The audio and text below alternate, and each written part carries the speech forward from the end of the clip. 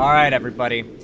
You guys have probably heard a lot of what has been referred to as hysteria about Gen Z and their education, their intelligence, their preparedness to enter the real world. And guys, I have bad news for you. It is not exaggeration. It is not memes. It is not... It is just completely real, as it turns out. You know, the US gets evaluated by independent organizations that, well, effectively evaluate America's educational standards. And I've got really scary news for you guys. Gen Z in particular's literacy rate is terrifyingly low. Like, nearly half of Gen Z, adult Gen Z, or like 16 years and older, I think it was, cannot read to a well enough level the prescription on the back of a bottle of medication. Like on the back of their prescription, they cannot read the text on there and understand the medicine facts that they need to know, like when to take it, how often to take it, what not to do, what to do, that kind of thing. That's terrifying. And honestly, a very valuable standard to set literacy at. Like, if you cannot understand what your medication does, then you are clearly not literate enough, because you're not literate enough to take care of yourself, to take your meds and understand what to do and what not to do. That is actually terrifying. Wait, what? You're telling me I'm literally legally blind and I read better than half my generation? A lot of it seems to have been COVID. Like, a lot of it. There's actually this came out very recently. Is reading over for Gen Z students. What happens when students come to college less willing and able to do the work? This is College Matters from the Chronicle. This is a transcript of a podcast, by the way, but between two people that are, very educated on this topic and know what they're talking about. A lot of the faculty members I've talked to frequently say, I don't know what's going to happen to these students once they enter the working world. We're not talking about, wow, they didn't read Moby Dick. We're talking about these fundamental critical reading and writing skills that students are really struggling to master, and maybe even don't necessarily see the point of mastering through very little fault of their own. Something's happening with college students in reading. Or maybe it's better to say something's not happening. The college professors are used to assigning work that doesn't get done that comes with the territory. But many now say that their students are coming to campus woefully unprepared. The class of Gen Z, born in the iPhone age, is struggling to read and comprehend long passages. They may be distracted by a barrage of social media. Some of them, professors will tell you, don't see the point of learning at all. Why is this happening? What does it say about what college is for? And is there anything we can do about it? My colleague Beth McCurty, that's an interesting name, I like it though, I love names that start with Mick, a senior writer for the Chronicle of Higher Education, has been wrestling with these issues. Today we'll talk about her reporting, which centers on a striking question. Is this the end of reading? So Beth, I guess we can get started here. Hi Jack, how are you? Well, you're going to start by talking about you. You've been at the Chronicle a long time, but I think it's around 2017 when you started specifically looking at teaching, and maybe a good place to start before we get into the meat of this conversation. I know it's kind of ironic in a conversation about Gen Z not being able to read that I sometimes stumble on the words, but the way this is written, it's a transcript of a conversation. And so sometimes the sentence structure is a little weird and it's not written like how an author would write it, and it doesn't flow. It flows like a conversation and not like writing, and so sorry if I stumble once or twice in that way. To get into the meat of the conversation, I want to talk a little bit about what you've seen maybe change in the conversation around teaching and the conversation around students. Just in some of your time on this beat. So for example, 2 justs in a row because there was a stutter. Yeah, it's a fascinating beat to cover. I think a lot of people want to trace a lot of the changes that they have seen in students and in teaching and learning back to the pandemic. That's actually what I assumed it was caused by. Like, ever since the pandemic, I have been hearing, dude, Gen Z is cooked, particularly from Gen Z. And certainly the pandemic was hugely influential in shaping how teaching is done, how students think about learning, how professors feel about their own roles in the classroom. A lot of what I started to report around in 2020 had to do with student disengagement. And, there are pretty obvious reasons why students were not having a great time on Zoom, and professors were struggling to connect with students on Zoom. But those challenges, interestingly, continued well after the pandemic was over and students came back into the classroom. And I started to report maybe around 2022 about how students were completely disengaged in class. They weren't doing the work. They weren't showing up, a lot of them. They weren't speaking. They seemed really anxious, and professors are really struggling to figure out what was happening with the students in front of them. These are college students, by the way, students that were able to get into college and whose parents could afford to get them into college. That's really interesting. I wonder if you could tell me a little more about the problem itself, because when we talk about how, a big question like, is this the end of reading, I'm sort of wondering what we mean by that. How does this manifest itself, really? A lot of what professors have been reporting in the past year or so is that students simply aren't doing the reading for class, but it's not a matter of them, say, being lazy and just not feeling like they were doing the reading. It was, I think, two things. Generally speaking, it was a lack of reading endurance, meaning that anything over 5 pages was just too much for them. They would tell their professors they felt exhausted, or they lost focus, or they simply couldn't read at length. Bad, short attention spans. That is a big reason for this, clearly, right out of the gate. So you would hear from professors that students couldn't understand the gist of an argument, that they couldn't contrast and compare the points of a couple of different readings, and they couldn't synthesize what they were reading without maybe fundamentally changing the meaning. Sometimes their vocabulary was lacking. They struggled to sound out words. They would get lost in long sentences, and this also ties into writing too. They had a lot of very similar struggles when it came to writing.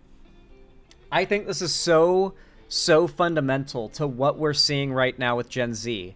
Gen Z lacks the reading comprehension, listening comprehension, and attention spans to hear a statement, a long statement, where at the start you make an argument about a thing, and then you make an argument about another thing, and then you compare and contrast.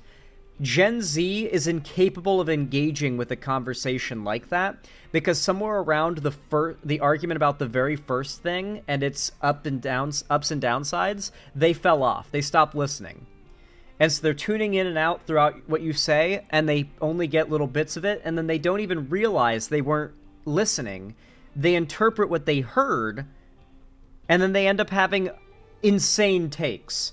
I genuinely think this is why a lot of people who watch my own videos end up having those comments I mentioned before where they hear what I said and then they respond to me no and then repeat my take back to me as if they're correcting me. I think a lot of it is like Gen Z, for one reason or another, is just cooked in their reading, listening, comprehension skills and their ability to endure a long stint of listening or reading and taking in information. Do we have a sense of why this might be happening? I know that's a huge question that everyone's surely grappling with. I don't know. I would blame COVID for a lot of it and social media for a lot of the rest, and maybe Gen X, which is primarily the generation parenting Gen Z, for being a particularly shitty generation of parents. Would you guys agree? Would you guys agree Gen X has been I think it's been statistically proven Gen X is the shittiest parent generation? Could be that Gen X was just bad parents and social media and just Gen Z getting fucked by COVID by growing up in it and losing out on a lot. I think those three things had to be a lot of it. 100% accurate? Yeah, okay. Yeah, I think there are a lot of things going on here. I think the rise of social media has really changed the way we think about text and about reading. I think about this particular professor I spoke to, who is an English professor, and he said, he always would ask his students to tell a narrative about their own interaction with reading, their own reading history. And not that long ago, they would talk about, reading for pleasure, having their parents read to them at bedtime, Harry Potter books and things like that. And in the last few years, they talk about things like reading on TikTok, reading on Instagram, texts, So the way in which we've read has sort of shrunk and fundamentally changed. I think also during the pandemic, what we saw was a lot more leniency in the homework given and the grading done. So there were reasons for this leniency. I mean, the pandemic was a tough time, and a lot of school teachers wanted to make sure that their students could kind of get through high school. They had a lot probably going on at home. Again, Zoom school is pretty tough.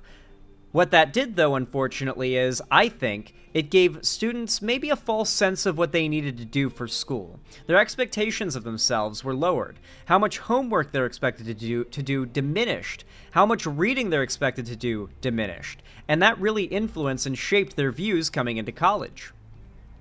You did talk to some students about this, right? I thought they were pretty candid with you. Yeah, I talked to a bunch of students, and one of the things that I hear from a lot of students was how much of the pandemic shaped how they view school. I talked to this one student, Melissa Rich, who had said that when she was in high school, she had always been a very good student. She always did the work, she always participated in class, and then, when the pandemic hit, she was a freshman in high school. And so, second semester of 9th grade, things shut down, she was online all of 10th grade and came back in 11th grade. But in 10th grade, they were just giving her worksheets, right? The cameras were off, everybody was multitasking, they didn't really expect a whole lot of her. And then as a result, she really just lost her motivation to do the work. I also heard students, and I find this fascinating, students are very frank about cheating. They don't see it as a moral issue. They see it as, if you're going to give me busy work, I'm not going to put much effort into it because I don't believe you're even going to look at it. And it doesn't make a whole lot of sense to me. And so one student I talked to said he pretty much just watched Netflix and cheated his way through the rest of high school. But at the same time, the same student who also talked about how he really feels like he struggles in college now with connecting with other human beings. And if he didn't have his baseball team in college, if he didn't have his coach and his teammates to basically be outside with him every day and function as a team, he wasn't going to get that motivation from his classes. He wasn't going to get that motivation from his professors because they too seem very disconnected. So to me, it's just fascinating. It's just a fascinating brew of challenges that are happening both in students' own minds and in their own lives. And then also they come to these college campuses where the professors are struggling. And the setup, I think